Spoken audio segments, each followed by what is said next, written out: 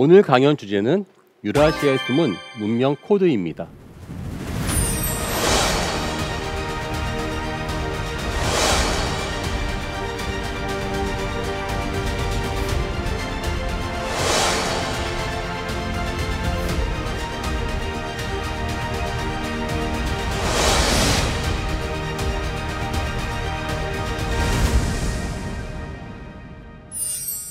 여러분들 어떻습니까? 저 푸른 초원이라고 하면 무엇이 떠오릅니까? 실크로드? 초원로드? 네, 아마 빠르게 달리는 그러한 문명의 교차로 같은 걸 떠올릴 것입니다. 하지만 원래 그 초원은 그러한 그 빠르게 달리는 하이웨이가 아니라 서로 고립된 동네였습니다. 왜냐하면은 인구 밀도는 거의 희박하고요, 사람들은 거의 살지 않았습니다. 따라서 지역 간의 이동을 잘 할 수가 없었기 때문에 사람은 거의 살지 않았었죠. 그런데 이 초원이 갑자기 하나의 발명품으로 인해서 바뀌어 버립니다. 그 허허벌판 초원이 다양한 문명이 왔다 갔다 하는 그러한 놀라운 그러한 하이웨이로 바뀌는 바로 그 계기는 초원을 대표하는 동물에 있었습니다. 바로 이 말입니다. 이 초원은 빨리 달리는 이 말들을 위해서 우리는 그 문명들이 일구어져 왔었습니다. 자, 그렇다면 우리 여기서 재미있는 생각을 해볼 수 있어요. 언제부터 우리 인간은 말을 알게 되었을까요? 그리고 왜 수많은 동물 중에서 우리 사람들은 말을 타게 되었을까요? 자, 그 말을 타는 과정들은요, 사실 그렇게 간단하진 않았습니다. 말도 역시 동물의 일종이죠. 사람이 타기 좋게 푹신한 그러한 안장이 있는 것도 아니고, 야생의 말은 글자 그대로 아무도 건드릴 수 없는 그러한 존재였습니다. 지금은 너무나 당연시되어 있는 그러한 그 탈 것, 말, 그 안에는 이 험난한 그 초원을 이겨나갔었던 그러한 사람들의 비밀과 놀라운 기술이 숨겨져 있습니다. 원래 말은 그 식용이었습니다. 이미 그 구석기 시대 때부터 사람들은 이 말을 주로 먹는 그러한 용도로 사용했었습니다. 자, 여기 그런데 가운데 있는 그림을 보면은 스케치 같이 그린 암각화가 있습니다. 저기 러시아 알타이에 있는 암각화인데요. 약 한 10,000년 전에 만들어진 것입니다. 그런데 가만 보면은 이 말은 상당히 재미있어요. 배가 약간 볼록합니다. 이건 무엇을 의미할까요? 예, 그냥 말이 아니라 임신한 암말입니다. 그래서 아마 이때부터 사람들은 아마 말을 주로 고기로 알고 먹고 살았던 것 같았습니다. 자, 그런데 약 한 6,000년쯤 전에 이 주로 먹는 고기 말에서 중요한 변화가 일어납니다. 그냥 말을 먹는 것이 아니라 그 말 위에 타는 그러한 노력을 하기 시작했었어요. 사실 말은요, 단순하게 야생 말을 잡는 것보다는요, 잡아가지고 목축을 하는 것이 훨씬 더 유리합니다. 왜냐하면은 그냥 말 잡으면은 한번 먹고 끝나지만은 예컨대 말을 잡아서 키우죠. 그러면은 그 말에서는 말젖이 나옵니다. 그리고 그때 맞춰서 새끼도 낳지요. 그러면은 말을 평생 목축할 경우는 한번 잡는 것보다 약 4배의 그러한 단백질을 더 얻을 수 있다는 그러한 연구도 있어요. 그렇게 수백 마리의 말을 이제 키우다 보니까 여러분들 아시다시피 말이 말을 안 들으면 참 답이 없습니다. 그래서 약 6,000년 전 중앙아시아에서 있었던 목동들은 손가락밖에 안 되는 그러한 작은 크기의 물건을 개발합니다. 그것은 바로 제갈입니다. 카자흐스탄의 유적 보타이라는 곳이 있습니다. 여기는 수천 마리의 말을 키우고 그 말뼈들이 있었던 아마 대규모의 고대 목장인데요. 여길 발굴한 그러한 그 고고학자들이 상당히 재미있는 현상을 발견했습니다. 바로 어금니 앞쪽과 그 어금니 사이의 간격이 비정상적으로 늘어나 있는 거예요. 바로 그 당시에 여기다 제갈을 씌워가지고 이렇게 당기는 것이죠. 자, 그럼 어떤 현상이 벌어질까요? 사람은 약간의 힘만 가해도 이 말의 이 어금니에는 엄청난 압력이 가해지면서 고개를 돌릴 수밖에 없게 되겠죠. 자, 그러한 현상은요, 아마 우연히 발견된 것은 아니었을 것이고요. 주로 이 옛날 고대의 목동들이 이렇게 올물을 던지면서 끌어당기는 과정에서 아마 익혔었던 것이 아닌가 싶습니다. 이 사소한 이 제갈의 발명은요, 이제부터 말의 운명이 바뀌는 거예요. 말은 소나 염소나 양 같은 그러한 먹는 것뿐 아니라 바로 이들은 우리들의 탈 것이 되는 것입니다. 그때부터 이 초원에서는 놀라운 변화가 이루어집니다. 어떠한 변화냐고요? 바로 초원이 말의 등에 올라가 가지고 각 지역 간에 몇백 킬로는 우습게 왔다 갔다 하면서 서로 정보의 교환을 할 수 있는 것이지요. 저는 그래서 이것을 이렇게 이야기합니다. 고대의 와이파이가 등장했다라고 비유하거든요. 몇백 킬로가 왔다 갔다 할 수 있는 정보의 교통로. 비록 사람들은 고립되어 있지만 말이라고 하는 그 어려운 탈 것을 통해서 서로를 강하게 네트워크와 정보로 이었던 것입니다. 그 모든 변화는 약 6,000년 전에 시작되었고요. 그때 이후로 징기스칸까지 이르는 거대한 유목제국 그리고 세계를 움직이는 변화가 이 유목제국들 사이에서 일어났습니다. 그 모든 변화는 이 초원에서 말에서 발명했었던 작은 바로 이 제갈이었습니다. 그리고 이때부터 인간과 말의 새로운 역사 그리고 동행이 시작되는 것입니다. 자, 두 번째 이야기로 넘어갈까 합니다. 두 번째 이야기는 바로 이 전차입니다. 강연 듣는 분 중에서 아마 약간 좀 나이가 있으신 분들은 전차 하면은 떠오르는 영화가 아마 배너 같은 게 떠오를 테고요. 그렇지 않으면은 뭐 글래디에이터? 이 고대의 전차라는 것은요, 단순하게 그 전차를 타고 간다는 의미가 아니었습니다. 강력한 무기의 상징이었습니다. 앞에 있었던 제갈의 발명, 그 제갈은요, 물론 그렇게 그 목동들이나 그 사람들 탈 수 있습니다. 하지만 그 말 위에서 화살을 쏘거나 다른 사람들을 해칠 수 있는 강력한 무기가 될 수는 없었어요. 사람들은 그 뒤에 마차를 연결해서 타고 빠르게 달리면서 이 전쟁의 무기로 사용되었었죠. 물론 그러한 바퀴가 있는 수레는요, 이전부터 있었어요. 그런데 그 전에 있었던 나무 판때기로 만든 그러한 그 바퀴는 너무 무거우니까 원래 이 말은 속도는 빠른데 지구력이나 짐을 싣는 능력이 떨어집니다. 빨리 갈 수가 없겠죠. 그래서 이 고대의 사람들은 전차에 바퀴살을 붙여가지고요, 바퀴의 무게를 상당히 가볍고 질기게 만드는 그러한 발명을 합니다. 바로 바퀴가 발명되는 것입니다. 전차 바퀴이죠. 그리고 그것이 어디에서 발명되었는가? 이제까지 많은 그러한 학설이 있었습니다. 그런데 약 20년쯤 전에 드디어 그 기원지가 밝혀졌습니다. 바로 그것은 시베리아 우랄 산맥 근처에 있는 안드로노보라고 하는 문화를 만들었었던 사람들이 약 4,000년 전에 발명했습니다. 그들은 그 특유의 말과 함께 평생을 살았었던 그러한 그들의 노하우, 거기에다가 강력한 청동 무기 그리고 바퀴를 가지고 빠르게 이 초원 지역을 정복했었습니다. 초원에 있었던 전차는요, 자기들만 갖고 있었던 것이 아니었습니다. 보다시피 우리가 알고 있는 4대 문명이 있거든요. 4대 문명은 사실 그 위에는 공통적으로 초원지대가 있습니다. 이 초원지대의 발명품은 유라시아 동서로 있는 넓은 초원지대에 따라서 사방으로 퍼져나갔지요. 그리고 잘 아시다시피 이집트, 메소포타미아, 인더스, 중국, 그리고 한국 근처에 있는 만주 지역까지 그 전차는 빠짐없이 전래가 되었던 것이었습니다. 그래서 우리가 잘 알고 있는 이집트의 람세스와 히타이트가 전쟁을 벌였었던 그 전쟁 역시 이 전차 위에서 벌어졌습니다. 그리고 중국에서는 이 전차는 높은 왕과 귀족의 상징이 되었죠. 그 증거가 바로 이렇게 유라시아 곳곳에 있는 암각화들에 있습니다.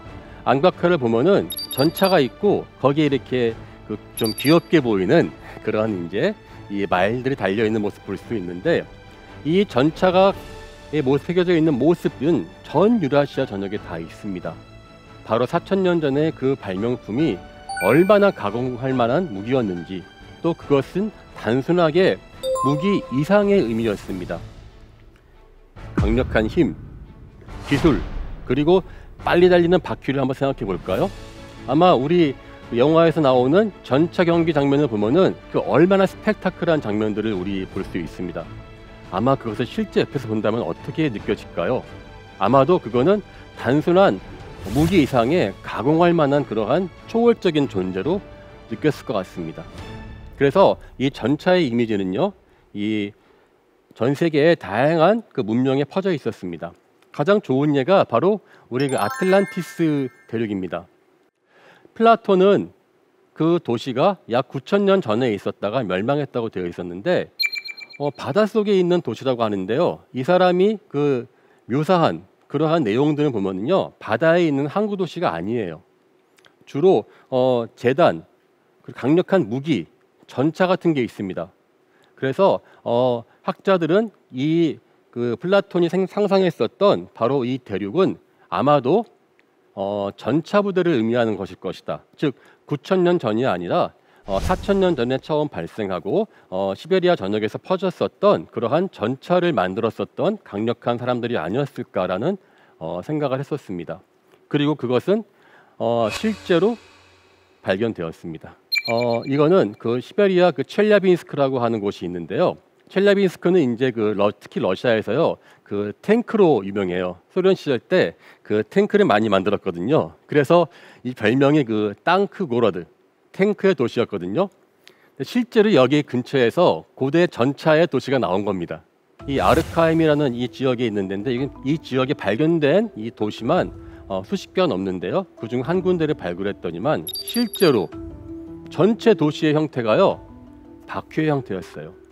무엇을 의미하냐면요, 바퀴는 단순한 차의 바퀴가 아니라 세상을 돌아가는 이치, 나아가서 태양을 상징했던 것입니다. 우리가 보통 불의 전차 이렇게 이야기하죠. 바로 그 불의 전차란 것은 하늘에서 떠오르는 태양을 의미했었고요. 자신들의 도시를 만들 때도 그와 같은 바퀴 또는 태양의 형상을 했었습니다. 그만큼 이 바퀴라는 것은, 전체 바퀴는요 단순한 발명품을 넘어서 하나의 종교와 같은 그러한 역할을 하게 된 것이죠. 그래서 이 근처에서 나와 있는 수많은 전차 무덤들을 발굴했습니다. 저희가 이제 특히 전차 같은 경우는 이 고고학자가 발굴하기 참 힘들어요. 왜냐하면은 아무리 바퀴가 지나간 자국들은요 수천 년 지나가고 난 다음에는 아무런 흔적이 남지 않습니다. 게다가 이 나무기 때문에 이것이 땅속에 묻혀 있으면요 대부분 남아있지가 않아요. 그런데 이 우랄 산맥 근처에 있는 그 신타시타라고 하는 유적지에서 다행히도 놀라운 발명이 되었습니다. 바로 이 전사의 무덤이 나온 것입니다. 이 사람이 묻어 있고요. 그 위에는 아마 이 사람과 생사를 같이 했었던 그 말이 같이 놓여 있었고요. 그 밑쪽에는 이 사람이 타고 있었던 전차의 바퀴가 그대로 묻힌 거였습니다. 놀랍지 않습니까? 우리 예컨대 뭐 자동차를 몰던 카레이서가 죽었는데 그 사람 무덤에 같이 차를 묻는다. 쉽지 않았을 것 같아요. 근데 그걸 대표할 수 있는 바퀴를 묻은 것 같습니다. 그래서 이렇게 바퀴를 묻고 나니까 이 땅 속에 있었던 바퀴가요, 물론 지금은 썩어 없어졌지만은 원래 바퀴가 있었던 나무의 틀과 바퀴 살들은요 이게 썩으면서 흙 색깔이 바뀝니다. 그래서 그 미묘한 흙 색깔의 변화로 세계 최초의 바퀴의 흔적을 찾았습니다. 이렇게 해서 이 두 번째 발명품의 기원지는 유라시아 초원지대라는 것이 이때 확인된 것입니다. 그래서 이것은 빠르게 전 세계 문명으로 퍼져나갔지요. 그런데 이 보시면은 어떠한 이 상상도입니다. 그 당시에 어떤 경우는 상당히 높은 신분의 사람들 경우는요 위에 무덤을 말을 묻고 가운데의 사람, 맨 밑에는 전차를 묻은 그러한 그 경우도 있었습니다. 왜 이렇게 했을까요? 무덤을 왜 만들까요? 그 사람들이 무덤을 보통 만드는 거 넣어주는 것은 내세, 저승에 가서 그분이 필요한 것들, 또 그분 저승에서 무엇을 했으면 하는 바람들을 넣어줍니다.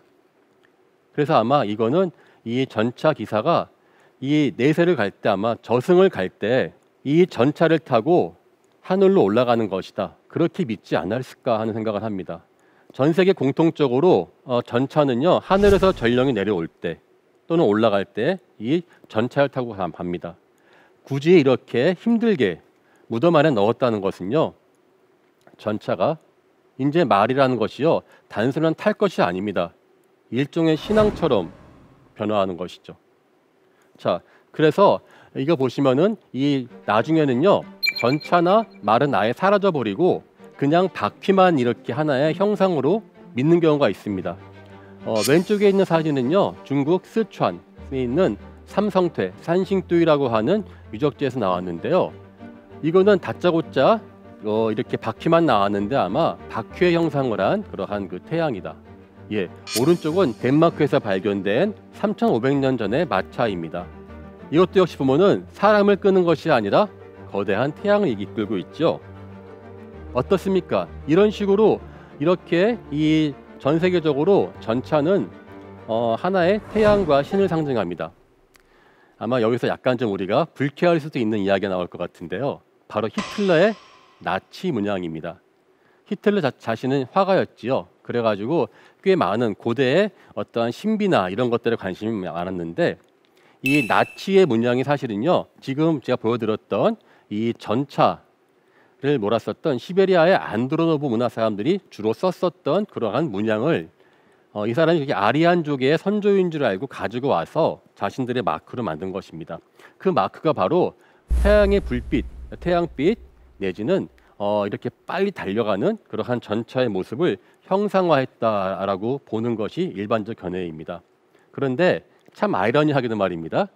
이 히틀러가 전쟁을 했을 때 소련과 했던 때가 바로 스탈린그라드라는 곳입니다. 지금의 볼고그라드인데요. 그 지역은 바로 이 안드로노브 문화가 널리 분포했었던 그런 곳입니다. 자신의 그 선조가 살았던 곳이라 믿었던 바로 그곳에서 히틀러는 크게 패하고 결국은 그의 야욕은 꺾이고 맙니다.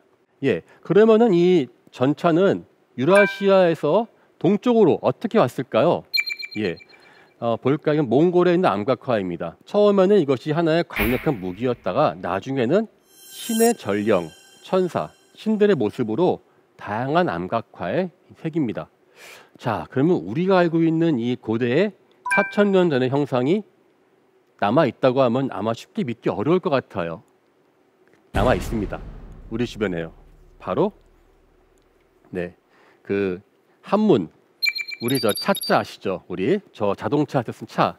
저게 고대의 형상을 올라가면은요, 지금 봤었던 암각화에서 점진적으로 변화가 돼가지고 현재 그 차자로 남아 있는 것이죠. 그러니까 우리가 이제 자동차를 쓴다고 하면은 그 차는 약 4,000년의 역사를 가지고 있는 것이 아닐까 합니다. 지금 앞에 있는 이 무덤은요, 역시 중국 사천성에서 발굴된 그러한 그 무덤인데요. 사람이 죽으면은 그 사람이 탔던 전차, 그 전차를 몰았었던 전사를 같이 이렇게 묻어서 넣었던 걸 알 수 있습니다. 그래서 흔히 이야기할 때 뭐 천승지가 1,000개의 수레가 있는 집, 뭐 백승, 100개 이런 식으로 해가지고 이 수레가 나중에는 일종의 부의 상징으로 등장하는 그러한 그 계기도 되는 것입니다. 물론 이제 그러면 한반도로는 어떻게 왔을까도 좀 재미있는데요. 아직 한반도까지는 약간의 일부 요소가 오긴 오는데요. 전체 이러한 그 전차가 오지는 못합니다. 그 이유는 간단해요. 이 전차는요, 평지에서만 달릴 수 있습니다. 우리가 생각하는 그러한 그 영화에서 나온 거 떠올리시면요, 다 평지에서 싸움을 해요. 약간만 굴곡이 저고 산이 있으면은 이 전차는 순식간 무용지물이 되거나 약간만 이 전차가 망가져도요, 그걸 수리를 해야 될 엄청난 인력과 돈이 필요하죠. 그래서 사실은요, 이 전차가 시베리아 평원지대에서는 꽤 쓰였는데 이 주변 지역으로 가면서 실제 전쟁보다는 주로 이렇게 상징적인 의미로 많이 쓰였습니다. 게다가 한국은 또 이렇게 산악이 많은 지역 아닙니까? 아마 그래서 그런지 몰라도 많이 쓰인 것 같지는